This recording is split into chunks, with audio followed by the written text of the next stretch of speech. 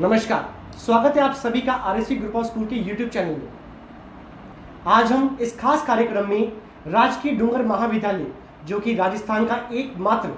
A grade प्राप्त राजकीय महाविद्यालय है, आज हम पूर्व प्रधानाचार्य डॉक्टर बेला भनोत से इस खास कार्यक्रम में बातचीत करेंगे, जो कि राजनीतिक विज्ञान विषय में अंतर्राष्ट्रीय संबंधों में विशेषज्ञ हैं। आपने पिछले कई वर्षों से शिक्षा जगत में अपनी महत्वपूर्ण पहचान बनाई है। आज के इस खास कार्यक्रम में आपसे कुछ बातचीत करेंगे ताकि हमारे दर्शक जान सकें आपके विचारों के बारे में और उनसे वे लाभ प्राप्त कर सकें। आइए शुरू करते हैं इस कार्यक्रम में। मैम, स्वागत है आपका इस कार्यक्रम में।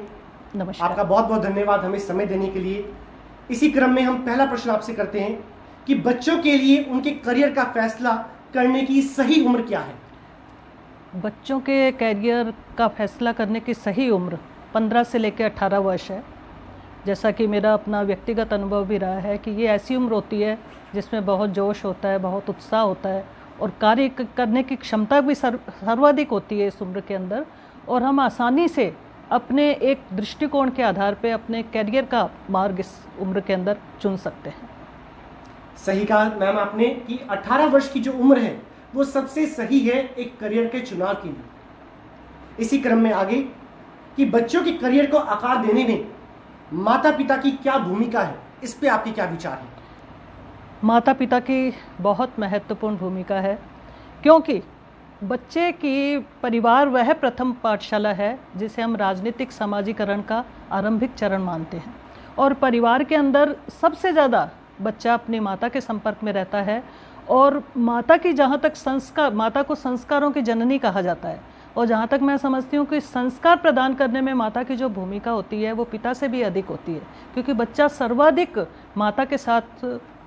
सेंटिमेंटली भी और वैसे भी अटैच्ड रहता है। तो ऐसे समय में माता की ये भूमिका बहुत महत्वपूर्ण हो जाती है कि वो बच्चों को ऐसे संस्कार प्रदान करे जो उन्हें केवल आत्मनिर्भर बनाना ही ना सिखाएं, बल्कि उनके चरित्र को भी एक सच्चरित्रता के साथ एक ऐसा जीवन ढालने की भी संस्कार प्रदान करें जिससे वे एक अच्छे मानव के रूप में भी समाज, राष्ट्र और परिवार की सेवा कर सके। पिता की भूमिका भी निश्चित रूप से महत्वपूर्ण है, क्योंकि पिता मार्गदर्शन देने के लिए एक महत्वपूर्ण भूमिका अदा करते हैं। और जहाँ तक जैसा कि कहा जाता है कि परिवार रूपी रथ के माता पिता दोनों पहिए होते हैं, तो दोनों के संतुलन से ही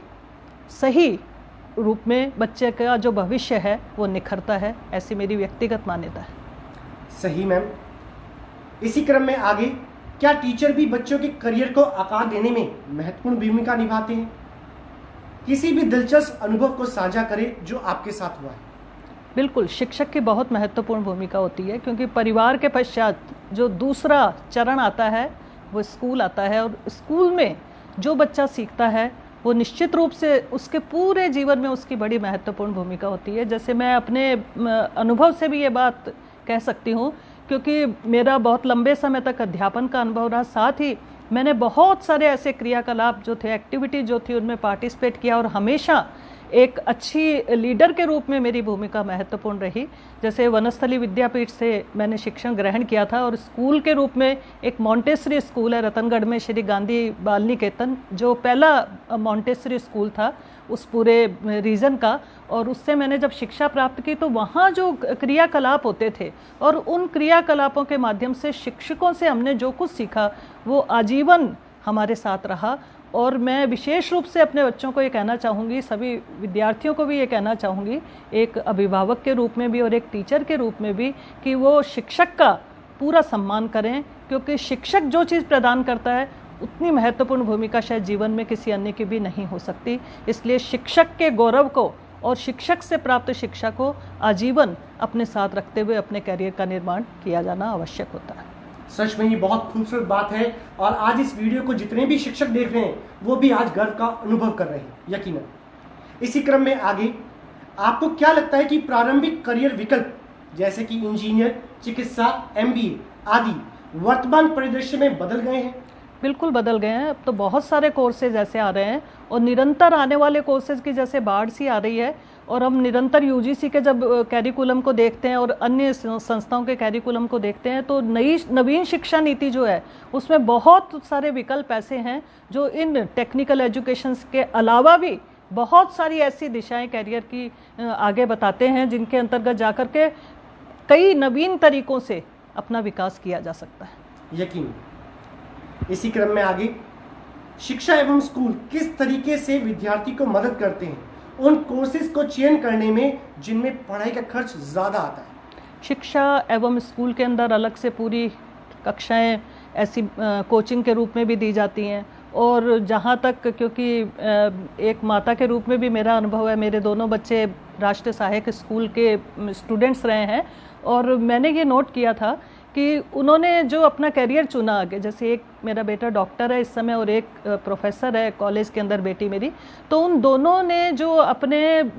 स्कूल टीचिंग के अंदर ही अपने कोर्सेज से रिलेटेड और जितनी भी आवश्यक आगे उनको अपने करियर को चुनने के लिए आवश्यक जो भी जानकारियाँ होती हैं वो स्कूल के अंतर्गत प्राप्त की थी, और कोई अलग से एक्स्ट्रा कोचिंग की उन्हें इतनी आवश्यकता नहीं पड़ी जिस तरह से आज कोचिंग का ट्रेंड चल रहा है। बहुत पुरानी बात नहीं है हालांकि, तो मैं ये कहना चाहूँगी विशेष रूप से राष्ट्रीय सहायक विद्यालय का जो अध्यापन कार्य है वो निश्चित रूप से सर्वोत्कृष्ट है, क्योंकि उसके अंतर्गत विद्यार्थियों को जो चीज़ अलग से परोसी जानी चाहिए वह भी शिक्षण कार्य के अंतर्गत ही दे दी जाती है। तो मैं व्यक्तिगत रूप से भी आभारी हूँ और अभिभावकों को भी कहना चाहूँगी कि प्रयास ये किया जाना चाहिए कि स्कूल के अंदर ही ऐसी शिक्षा बच्चों को मिल सके जिससे वो अपने करियर के अंदर आगे आने वाले समय के अंतर्गत जो भी चयन करें उसमें उन्हें आसानी हो सके। बिल्कुल मैम, ये स्कूल की नैतिक जिम्मेदारी है कि वो विद्यार्थियों के जीवन में प्रगति के लिए वो सभी रिसोर्सेज अवेलेबल करवाएं जो उनके भविष्य में काम आने वाले हैं। इसी क्रम में आगे मैम, क्या आपके पास कभी कोई ऐसे छात्र या अभिभावक आए हैं जो अंतरिक्ष अध्ययन में रुचि रखते हैं? ऐसे में आप उनके विशिष्ट प्रश्नों को कैसे संबोधित करते हैं? अंतरिक्ष विषय से संबंधित ऐसे कोई विद्यार्थी मुझे ध्यान नहीं आ रहे, लेकिन जहाँ तक ग्लोबलाइजेशन की बात है, क्योंकि अंतरिक्ष का जो जितना भी अध्ययन है इस विषय का वो भी ग्लोबलाइजेशन के कॉन्सेप्ट से जुड़ा है, और ग्लोबलाइजेशन के कॉन्सेप्ट के अंदर विशेषकर पॉलिटिकल साइंस में जब इंटरनेशनल रिलेशंस का हम अध्यापन करते थे तो जो हम ग्लोबलाइजेशन के अंतर्गत आवश्यकता महसूस करते थे उसमें ये अंतरिक्ष का अध्ययन भी एक महत्वपूर्ण आवश्यकता थी। और निश्चित रूप से अब आने वाले समय के अंदर जैसे जैसे विज्ञान और तकनीक उन्नत होती जा रही है इसकी आवश्यकता और भी अधिक महती होती जा रही है, और हम ये चाहेंगे कि ऐसे कोर्सेज इंट्रोड्यूस हों स्कूल स्तर पे और महाविद्यालय स्तर पे जिसमें अंतरिक्ष अनुसंधान और अध्ययन को अधिकाधिक प्राथमिकता प्राप्त हो। बिल्कुल सही विचार आपने मैम हमें बताया कि ये स्कूल्स में भी इस तरह का स्ट्रक्चर डेवलप होना चाहिए कि अगर किसी बच्चे की रुचि अंतरिक्ष में जाने की है या और किसी साइंटिफिक एरिया में जाने की है तो वो विकल्प उसे मिलने चाहिए। ऑनलाइन टीचिंग प्लेटफॉर्म के बारे में आपके क्या विचार है जो वर्तमान स्थिति में चल रहा है? ऑनलाइन टीचिंग वर्तमान समय की आवश्यकता है, क्योंकि इस समय तो विशेष रूप में जो महामारी का दौर वैश्विक परिदृश्य में चल रहा है उसे देखते हुए और कोई विकल्प नज़र नहीं आ रहा। और मैं तो विशेष रूप से हमारी जितनी भी शिक्षण संस्थाएं हैं उन्हें साधुवाद देना चाहूँगी कि उन्होंने इस क्षेत्र के अंदर ऐसा कार्य किया है जो ऐसा लगता था असंभव सा था, और बहुत थोड़े समय में महामारी का जो दौर था उसमें जिस तरह से स्कूल टीचर्स ने कॉलेजेस के अंदर जिस तरह से ई लेक्चर्स के माध्यम से ऑनलाइन कक्षाओं के माध्यम से विद्यार्थियों को अध्ययन के प्रति रुचि बनाए रखने में अपना योगदान दिया है वह निश्चित रूप से सराहनीय है। और निश्चित रूप से आने वाले समय में ऑनलाइन कक्षाओं के माध्यम से ज़्यादा हम ऐसे आपातकाल की स्थिति में सराहनीय कार्य कर सकेंगे, ऐसी मेरी आशा है और पूरा विश्वास भी है कि जिस तरह से विज्ञान और तकनीक के अंदर उन्नति हो रही है वह उन्नति इस क्षेत्र के अंदर विशेष रूप में योगदान देने में सफल सिद्ध होगी। मैम, आपके लिए अनुशासन शब्द का अर्थ क्या है? अनुशासन शब्द विद्यार्थी जीवन में ही नहीं बल्कि मानव के जीवन में एक नागरिक होने के नाते और एक व्यक्ति होने के नाते भी बहुत आवश्यक है। और विशेष रूप से इस अनुशासन के अंदर जो महत्वपूर्ण आवश्यकता है वो आवश्यकता नैतिक मूल्यों के साथ, आध्यात्मिक मूल्यों के साथ अनुशासन के महत्व को समझने की है। यह संदेश मैं विशेष रूप से अपनी इस बातचीत के दौरान देना चाहूँगी कि हमें अपने स्कूल के अंदर जो भी हम पाठ्यक्रम, चाहे वो ऑनलाइन पाठ्यक्रम हो, चाहे हम जैसा भी शिक्षण कार्य कर रहे हैं, उसमें नैतिक और आध्यात्मिक मूल्यों को जोड़ते हुए